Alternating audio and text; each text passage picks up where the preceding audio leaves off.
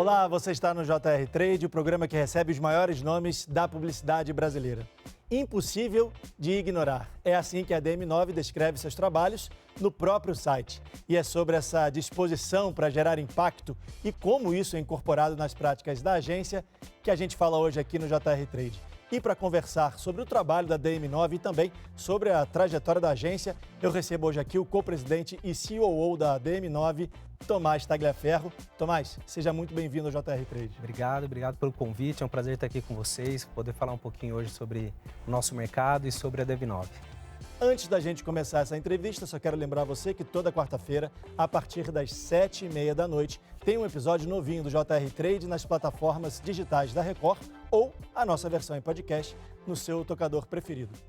Tomás, antes da gente começar, eu quero te dar os parabéns, porque a DM9 foi escolhida a agência do ano pelo Ampro Globes Awards, que é a etapa nacional do maior prêmio de live marketing do mundo. Isso. Como é que é trabalhar com marketing promocional na era dos influenciadores digitais? Queria que você explicasse isso pra gente e, mais uma vez, parabéns. Obrigado, Leandro. A era dos influenciadores, eu acho que ela cruza com todas as disciplinas de comunicação. Esse é um prêmio para a gente super importante, mas eu acho que ele é mais importante porque ele atesta a nossa crença de pensar comunicação independente da disciplina, sempre a partir do desafio de negócio dos clientes. E aí sim, desenhar as melhores estratégias passando por diferentes disciplinas, Marketing promocional, live marketing, shopper marketing, é uma das disciplinas que a gente engloba dentro das nossas estratégias. E especialmente esse prêmio, colocando a DM9 como agência do ano, ela mostra a importância de uma disciplina como essa quando a gente pensa a comunicação integrada. E os influenciadores, ou marketing de influência, ele é super importante, porque ele cruza todas as disciplinas. Então, é possível que, mesmo eu pensando estratégias de comunicação, onde a principal disciplina seja shopper marketing ou live marketing, eu preciso trabalhar marketing de influência, eu preciso trabalhar influenciadores, ou muitas vezes isso se cruza também. Então, eu acho que a gente vive um momento, mais do que a era dos influenciadores, a gente vive um momento de integração plena entre diferentes disciplinas de comunicação. E a DM9 se propõe muito a isso, nesse seu novo modelo, esse novo pensamento. A pensar, a partir da criatividade no centro da estratégia, pensar independente da disciplina, pensar para atender o desafio de negócio do cliente. Então, esse olhar de desafio do negócio, com criatividade no centro e uma visão ampla de disciplinas, que pode passar por marketing promocional, mas passa por outras estratégias, passa por experience, passa por mídia, passa por social, conteúdo, enfim. A integração disso tudo é onde a gente vê a fortaleza hoje da comunicação. Então, a gente é super feliz por ser reconhecido num festival super importante, de uma especialidade da comunicação, mas tudo isso se cruza. Acho que tudo isso se complementa dentro das estratégias dos clientes. A DM9 foi considerada a agência do ano por conta desse trabalho. Isso. Queria que você explicasse para a gente assim, vocês têm um casting ou vocês vão a mar aberto, vai lá na piscina de bolinha e puxa um influenciador digital para trabalhar naquela campanha? Como é que é feito isso? Não, isso vai muito... A gente não tem um casting próprio, A gente vai a mar aberto, a gente tem parceiros que a gente trabalha junto para definir a melhor estratégia, mas é sempre parte de uma estratégia mais ampla, Então, o influenciador ou os influenciadores, os nomes que a gente vai buscar, eles precisam ter, primeiro, uma conexão, uma verdade com aquela marca ou com aquela campanha. Eu acho que isso que é o sucesso, quando a gente fala de campanhas que envolvem social, que envolvem influenciadores, creators, precisa ter essa conexão para que seja construída uma linguagem muito nativa, Mas sempre a partir de uma visão mais ampla, ele é parte, Só o marketing de influência, muitas vezes, ele não vai resolver o problema de comunicação que a gente precisa. Quando você fala que tem que ter conexão, seria o quê? A pessoa tem que ser referência num segmento, por exemplo, de beleza, para uma marca de beleza? Ou não precisa? Ela pode ser referência, mas mais importante do que isso, ela culturalmente, na linguagem dela, na voz dela, ter similaridade com como a marca fala, o que a marca fala, o que a marca acredita. Então, é importante que exista esse fit de perfil, esse fit cultural dentro do que aquele influenciador produz, e não só a audiência. Se olhar só para a audiência, você vai errar muitas vezes. Precisa ter uma verdade ali, precisa ter um olhar para os movimentos culturais, falar, putz, isso faz sentido, essas pessoas fazem sentido falar da minha marca, né? E falar pela minha marca. E para essas pessoas, o influenciador também busca muito isso, né? Marcas em que ele se conecte realmente, né? Não simplesmente ele seja só um canal ou só um meio para chegar ali nas pessoas que a gente precisa chegar. Então, por exemplo, as marcas procuram influenciadores, criadores de conteúdo que são referência em determinados assuntos ou não necessariamente. O que elas estão procurando hoje na internet? Quando a gente fala em, só para atualizar aqui, quando a gente fala em mar aberto, buscar em mar aberto é entrar na internet no escuro, né, e ir pesquisando um por um, tentar encontrar quem é a pessoa que pode... É que hoje a gente tem muita ferramenta para isso, né? Então nem sempre é muito no escuro. A gente consegue ir cruzando os perfis que a gente procura, fazer um shortlist ou uma lista ali e a partir daquilo a gente discutir, entender, conversar com os influenciadores, plugar nossos parceiros também que ajudam a gente a buscar esses perfis, né, esse casting e que tenha muita conexão com a marca que a gente está falando. Então, ser referência é importante, mas nem sempre ser referência é importante. É importante que ele se conecte culturalmente com aquele público que eu vou conversar dentro daquela estratégia de comunicação. Importante é o público dele, né? Importante é o público dele, Se o público dele está ligado àquela marca ou não, se pode comprar um produto daquela marca ou não, né? Perfeito, é isso. Agora, ano passado vocês viralizaram com uma campanha no TikTok. Isso. Por que é tão importante pensar nas redes sociais quando se faz hoje uma campanha publicitária?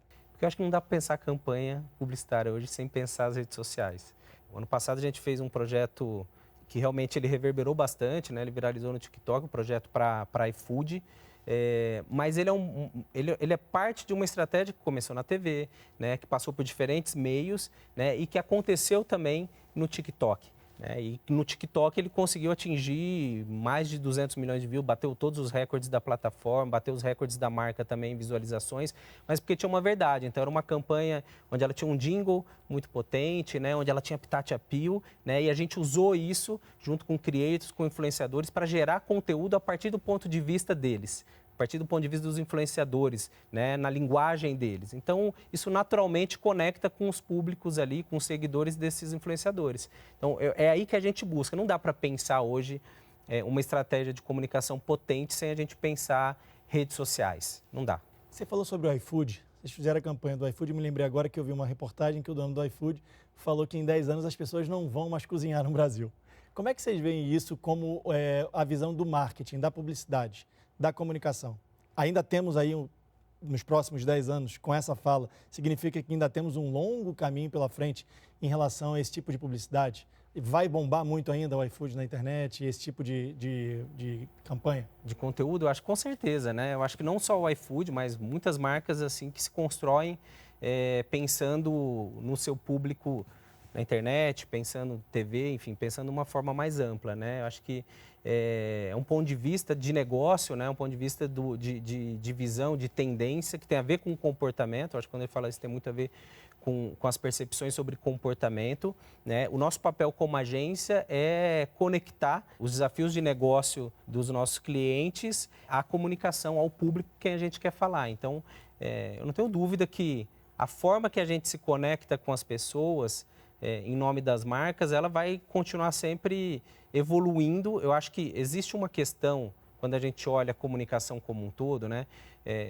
de 10 anos para cá, que ela é muito dinâmica. Os meios vão mudando, a forma de se fazer comunicação vão mudando, isso vai só se ampliando, não vai se restringindo. Né? Isso impõe uma porrada de desafios para a gente, como agência, né, de especialistas, de estratégia, de como integrar tudo, de como operar tudo. Então, acho que isso só vai se ampliar. Né? Para a iFood é uma potência, né? A iFood é uma empresa visionária e que só vai, com certeza, crescer o seu negócio através da comunicação e através da entrega de um produto muito potente, com muito valor, né, tanto para os parceiros quanto para o consumidor na ponta.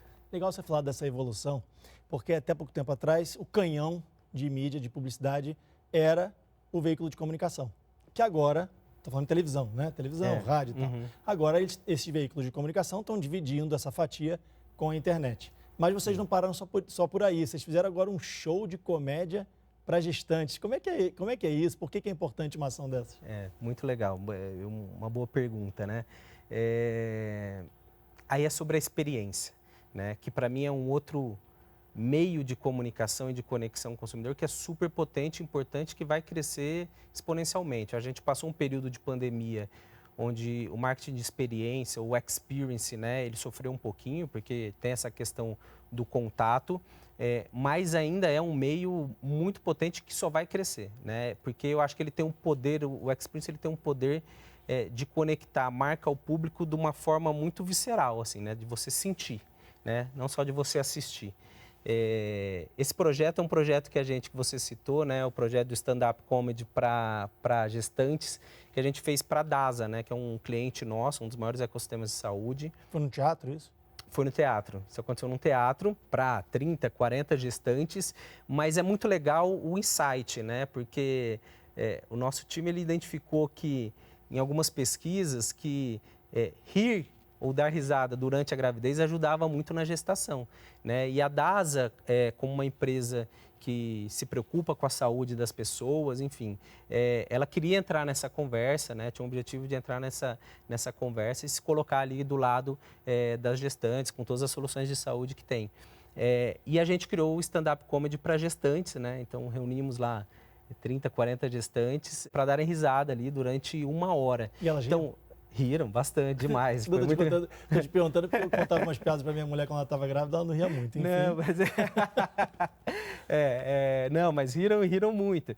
Mas a estratégia desse tipo de projeto, que é o mesmo projeto, é a mesma estratégia quando a gente fala de grandes eventos, de patrocinar, de estar presente num The Town, como a gente teve com o iFood, num Rock in Rio, em outros eventos grandes, ela é muito one-to-one-to-many, né? Então, como que a partir disso eu gero conteúdo para a marca, né, e potencializo isso para muitas pessoas depois em diferentes meios, né? Como, por exemplo, redes sociais que a gente estava citando aqui, né? Então, um projeto super bacana, enfim, e que a gente gosta muito de fazer também. A inteligência artificial pode ajudar a recriar pessoas famosas, personalidades, artistas ou a inventar pessoas que não existem. A minha pergunta é a seguinte: os consumidores podem se conectar com a inteligência artificial ou eles só se conectam com pessoas reais? É difícil de responder, né? Até porque é tudo muito novo. A gente tem testado muitas coisas, visto muitas coisas, mas eu acho que quando a gente fala de inteligência artificial, obviamente, ela traz um avanço em diferentes aspectos de comunicação, né? Da comunicação e da operação de uma agência.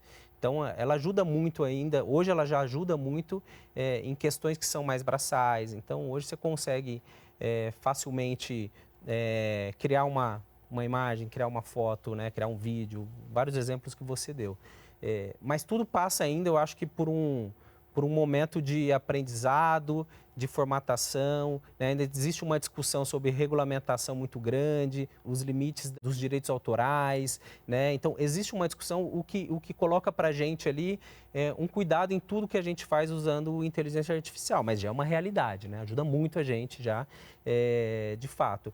Mas eu acho que ela não tira o aspecto da inteligência humana, né? Principalmente quando a gente fala de criatividade, né? Que eu acho que é onde está o grande valor da nossa indústria. Eu acho que a gente, sabendo usar e pilotar a inteligência artificial, a gente vai ter muitos benefícios para a indústria como um todo, para a comunicação.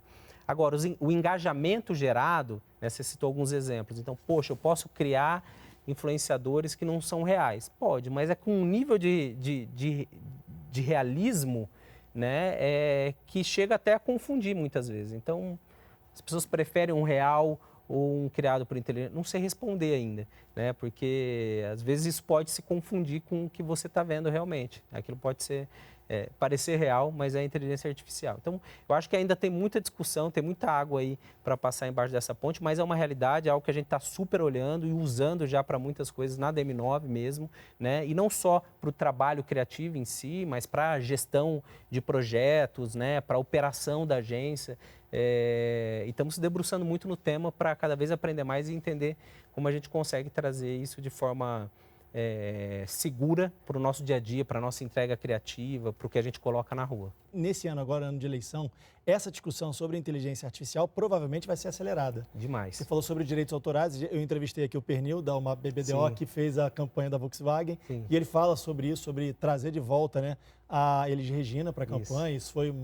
E gerou uma série de discussões na internet. Eu queria que você falasse sobre as operações. Você estava dizendo que a parte de operações está de olho nisso também e é a área que você cuida lá na DM9, né? Isso. Como é que as áreas se integram na DM9? Queria que você explicasse um pouco sobre esse trabalho das operações e se vocês realmente estão de olho, se todas as áreas estão de olho na inteligência artificial e como que isso é feito lá. Sim, perfeito. Bom, eu acho que a operação hoje em uma agência talvez seja um dos maiores desafios que a gente tem, né? Por quê? A comunicação, ela evoluiu demais, né? Ela mudou muito. Se a gente olhar 30 anos para trás, você pensar a operação de uma agência, ela estava pautada ali em 4 áreas, basicamente, né? Você tinha a área de atendimento / planejamento, você tinha a área de mídia, a área de criação, a área de produção, né? E você tinha quase que um playbook para botar uma campanha de pé, né? Então, os meios eram os mesmos, era TV, rádio, jornal, out of home, enfim.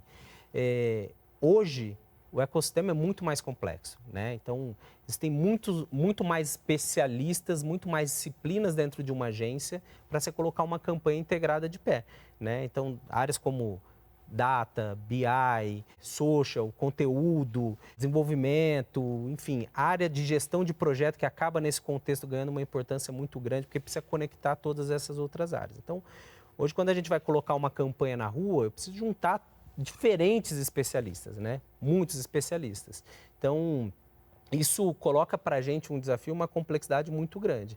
Então, hoje na DM9, a gente faz isso com metodologia, né? A gente faz isso com plataformas de gestão, então é tudo muito digitalizado para a gente entender os momentos em que os projetos estão, né? Como eles entram, como que os profissionais se plugam, né? Com cronogramas bem estabelecidos, para a gente entender onde começa a etapa de um, termina a etapa de outro, com workflow. Então, isso é realmente tratado de uma forma muito importante para que na ponta o trabalho saia com a qualidade que a gente quer que saia, dentro do tempo que foi colocado para aquele projeto, né, e que entregue, no fim das contas, né, o resultado que o cliente tem de expectativa. Então, hoje isso é feito de uma forma muito profissional. E aí a área de gestão de projetos, né, é uma área que cuida dessa integração, né, entre todas as disciplinas, entre todos os especialistas da agência, para fazer um projeto lá na ponta ele sair da forma que ele tem que sair.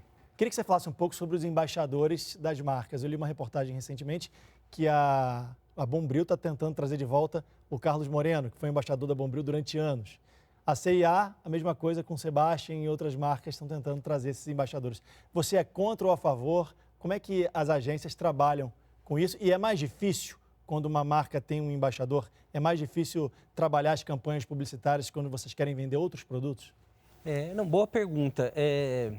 Eu não acho que é sobre ser contra ou a favor, né? Eu acho que existe a estratégia de cada marca e existem marcas que funcionam muito bem com embaixadores, pela forma que falam, pelo mix de produtos que tem, né, ou de serviços, e tem outras marcas que precisam se conectar com momentos muito rápido ali e que tem muito a ver com o seu público, de uma forma um pouco mais individual.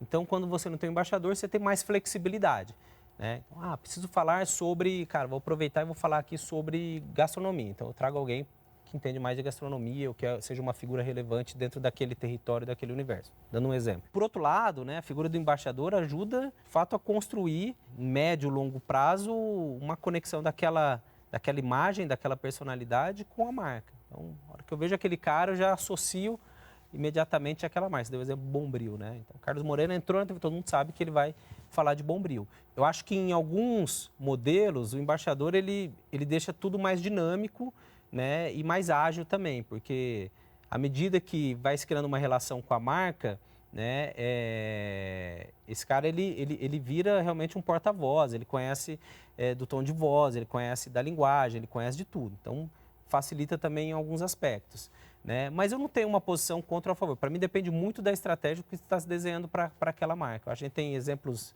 muito bons, né, e outros exemplos não tão bons, né? A partir do momento que você associa a sua marca à imagem de uma pessoa, se alguma coisa acontece, também isso acaba de alguma forma reverberando na sua marca. Eu queria que você falasse um pouco sobre a questão do comportamento, a digitalização da vida, quer dizer, as pessoas começam a gravar a própria vida e colocar na internet, aumentou a quantidade de dados sobre o comportamento das pessoas. Isso mudou a forma de fazer publicidade? Eu acho que mudou principalmente pela questão de retenção, né? Então, hoje a gente tem muito conteúdo sendo produzido, né? Conteúdos de marca, mas muito conteúdo de entretenimento, muito conteúdo pessoal, né? E isso impõe para a gente, criativamente, um desafio grande, porque eu preciso conseguir reter a atenção das pessoas que estão navegando entre um conteúdo de um amigo, um conteúdo pessoal e o conteúdo de uma marca, né? E aquilo não passar despercebido. Então, eu acho que o volume hoje de conteúdo que é produzido, ele coloca para as agências um desafio importante de eu ser ainda mais criativo para eu conseguir trazer e reter essa atenção do meu público, do meu target para as marcas. Então, é mais certeiro também, né? Mais certeiro também, por outro lado, né? Porque também eu acho que dentro desse processo todo de digitalização, eu preciso ser mais personalizado, né? Eu preciso dirigir mais a minha comunicação para as pessoas que eu quero falar. E muitas vezes, dentro de uma jornada, a gente olha muito para a jornada ali do consumidor, a jornada do shopper, o teu momento de retenção, o teu momento onde eu consigo falar com você é diferente do meu momento, é diferente do momento dele, mas hoje a gente tem ferramentas e meios de chegar no momento certo ali dentro da jornada de um consumidor e conversar com ele dentro de um assunto que seja relevante para ele. Não adianta você ter dados sobre o comportamento das pessoas se você não tem profissionais qualificados, especialistas nisso. Esses profissionais estão sendo hoje os mais procurados no mercado ou não? Olha, eu acho que tudo que diz respeito às novas disciplinas, né, naturalmente acabam tendo uma procura muito grande, né, até pela quantidade de profissionais preparados que você tem no mercado, né? Então, você falou um ponto aqui, você colocou a questão dos dados, que para a gente é super importante, né? Então, hoje... mas o dado pelo dado, que a gente fala muito na DM9, o dado pelo dado, cara, não é nada. Assim, né? O dado, ele precisa ser transformado em insight poderoso. Acho que a gente tem até um excesso de dados muito grande, né? A gente vê clientes que o cara tem dado de tudo, né? Mas se a gente não pegar aquilo e não conseguir transformar em insight, o dado pelo dado, um dashboard por dashboard, é só um dado, né? Então, a gente precisa ter gente... boa, preparada para conseguir transformar e traduzir esses dados em insights acionáveis, insights que eu consigo construir depois estratégias potentes de comunicação. Então, profissionais de dados são super procurados, né? São disputados, de BI, né? De social, de conteúdo. Essas novas disciplinas que foram se agregando ali à comunicação como um todo, são profissionais hoje bastante disputados. Falar um pouco de métrica, assim, sem assustar ninguém, porque quando a gente fala de números, métricas, as pessoas já ficam, meu Deus, já vem um papo chato. Não. Queria que você, curiosidade minha, tá? Queria que você explicasse pra gente como é que se consegue avaliar uma campanha publicitária com métricas. É possível fazer isso? É totalmente possível, né? Eu acho que hoje, um dos grandes avanços da nossa área, eu acho que eles têm muito a ver com a metrificação, né? A capacidade da gente hoje medir os resultados. Acho que por muito tempo, né, sempre foi uma discussão da nossa indústria, falar, putz, como que eu consigo comprovar que esse investimento que eu estou fazendo me trouxe X de resultado? Acho que com a digitalização dos meios, né, você tem muitas métricas hoje, taxa de clique, engajamento, view, custo de aquisição, share of voice, né, share de mercado. Então, são muitos indicadores que ajudam a gente a medir o sucesso de uma campanha. Pegar um cliente como o iFood, né, um cliente, ele é cliente nosso super metrificado em tudo. Então, tudo que a gente faz, eles têm uma capacidade, até por virem desse universo, né, de tech, de medir, rapidamente a gente ajustar a rota, mexer aqui, mudar a estratégia, ajustar. Então, hoje, felizmente, a gente consegue medir absolutamente tudo, né? O desafio ainda de evoluções são as métricas em relação à experience, né? Medir os investimentos em eventos, como que a gente mede isso, né? Investimento em patrocínio, ativação de marca. Existem formas já que vêm evoluindo e métricas que a gente vem evoluindo para ter isso um pouco mais claro. Mas a indústria evoluiu muito nisso, assim. Eu acho que isso é que dá segurança hoje, né, para se fazer os investimentos que se fazem, para aumentar o investimento em comunicação. A gente tem um dado super relevante da Work, que é uma das principais consultorias da área globais, né, que esse ano a gente, globalmente, a publicidade, o investimento em publicidade vai passar de $1 trilhão, né, que é um número bastante expressivo, né, mas justamente porque consegue se medir o retorno desse investimento. Tomás Tagliaferro, co-presidente e CCO da DM9, muito obrigado pela sua participação aqui no JR Trade. Obrigado, Leandro. Prazer estar com vocês, falar um pouquinho aí da DM9, falar sobre comunicação, que é uma paixão, e poder contribuir um pouquinho aí com essa discussão toda do nosso mercado. Muito obrigado pela sua entrevista. Só lembrando que o JR Trade é o seu espaço para falar sobre comunicação, marketing e publicidade das marcas. Toda quarta-feira, a partir das 7h30 da noite, tem um episódio novinho do JR Trade nas plataformas digitais da Record ou a nossa versão em podcast no seu tocador preferido. Muito obrigado pela sua audiência e a gente se vê. Tchau!